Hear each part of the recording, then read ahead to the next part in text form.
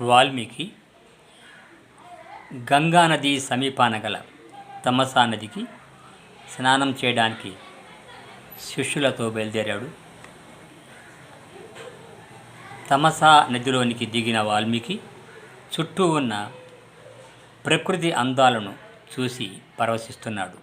సమీపంలో ఒక కొమ్మపైన క్రౌంచ పక్షుల జంటను చూశాడు.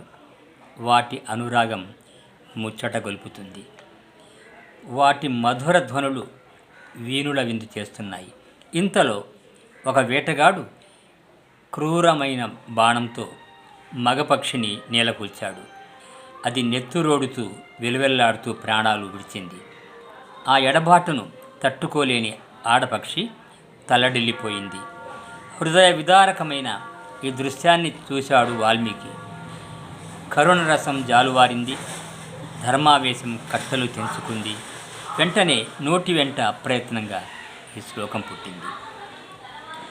మానిషాద ప్రతిష్టాంత్వ మగమహ శాశ్వతి సమాహ యత్క్రౌంచ మిథునాదేకం అవధి కామమోహితం.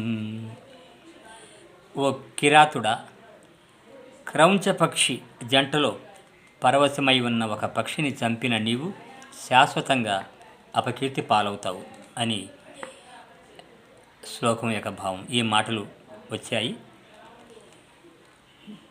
తర్వాత బ్రహ్మ ఆదేశంతో వాల్మీకి రామాయణ రచనకు శ్రీకారం చుట్టాడు. ఈ విధంగా రామాయణం పుట్టడానికి కారణం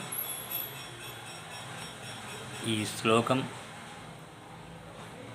క్రౌంచ పక్షుల కథనం.